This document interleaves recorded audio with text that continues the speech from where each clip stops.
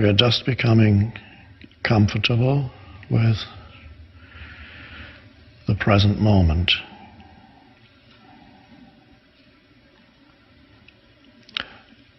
An unusual state of consciousness for still the majority of the population on the planet. Becoming comfortable with the present moment. Sounds very simple and is very simple. But to the complicated and complicating mind, it's the most difficult thing. Because the mind immediately asks, how do I do that? It equates becoming comfortable with the present moment with some kind of doing.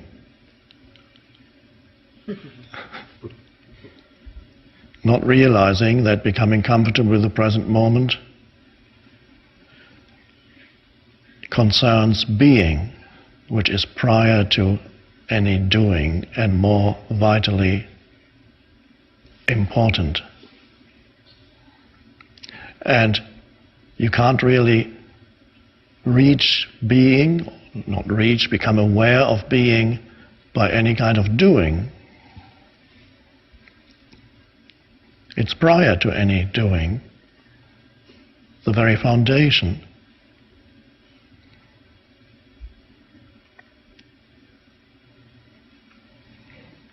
Well, that's a relief. We don't need to do anything.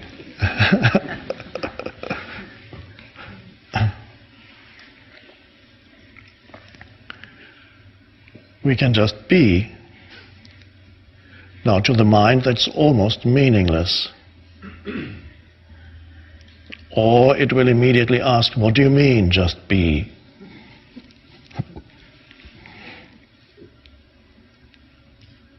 If I just be, I'll never do anything again. Of course, that's not the case.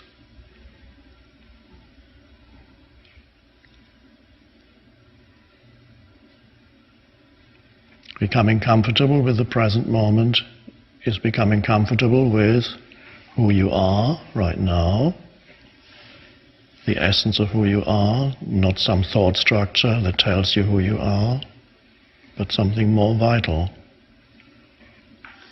The aliveness of who you are, that which underlies any thought structure or any thought movement,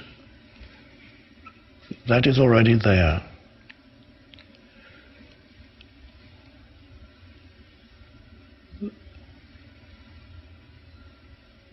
We can use different pointers to point to that, but it has to be a realization in you now, not a conceptual thing, not based on conceptual understanding, a deeper realization of your very presence here. That is prior to thoughts that arise out of that. So we need to be very careful with words. I say, can you sense the presence that you are? One could say, as a little pointer. And the answer to that then requires no thinking. You can't say, oh, let me think whether I can sense the presence that I am. Let me think about that. No, can't. Of course you can't. Through thinking, no. It's only for a moment. Thinking must come to a stop. There's a cessation in the stream of thinking. For example, now. In that cessation of the stream of thinking, don't worry, you're going to think again after that. You're not going to abdicate all that your critical abilities and all the accumulated knowledge. It's all going to still be there. Okay, so that's okay then. You don't have to worry about that. But in that moment of cessation of thinking, what is left? Like now, I do this because by moving my hands in this way, I'm opening up that space, so to speak, symbolically, or maybe even energetically, who knows.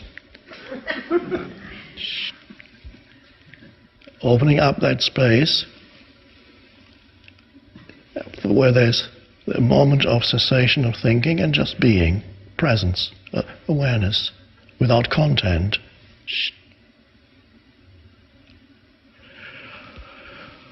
And you are still yourself. You have not lost your identity, although you don't remember in that moment, you don't remember your past, or not even your phone number, not even your name or your address. You don't remember it in that moment. You don't need to know who you are. You don't need to remember what happened to you when you were a little child, or what happened to you in your last marriage,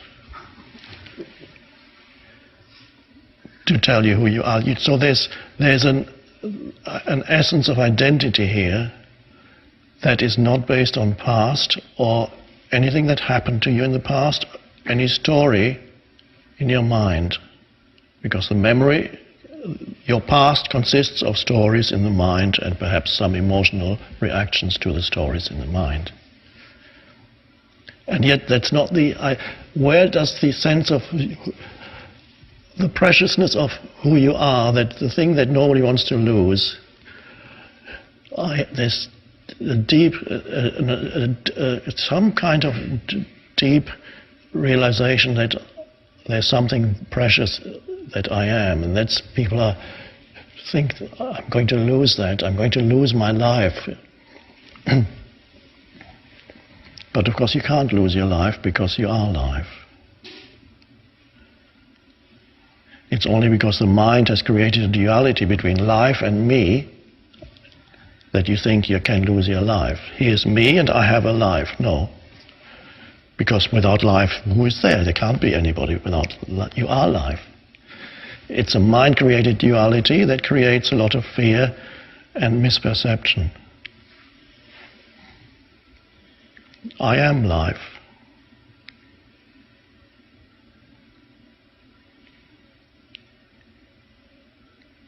So can you sense the life that you are prior to anything that form, any thought movement prior to that, of the life?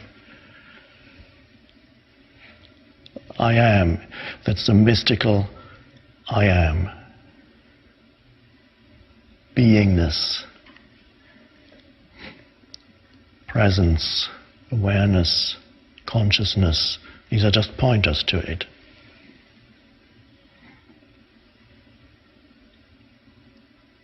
And it's joyful to know yourself as that, rather than the problematic personality that, of course, we also all still carry around with us. Everybody carries around a problematic personality and life situation.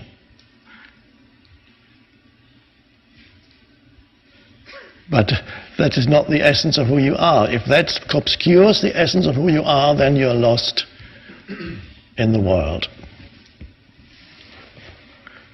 in your mind, which is the world, because you only know the world through the mind.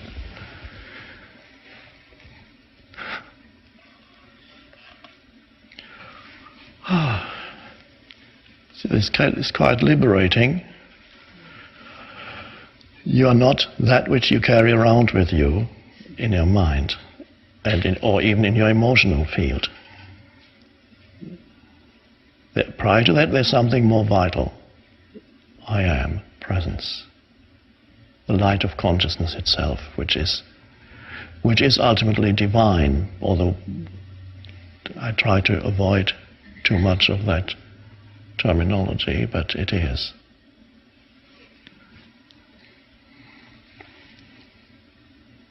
So here we are here to realize that right now. So simple. We don't need to do anything to be who we are. Let's put it into the first person. I don't need to do anything to be who I am. So there is already a fullness there. And you don't need to even be deserving to be who you are, or do this or that. There is already the fullness of being there, here, there. And the rest is the play of form, playing around with creating forms, moving about the world, enjoying it.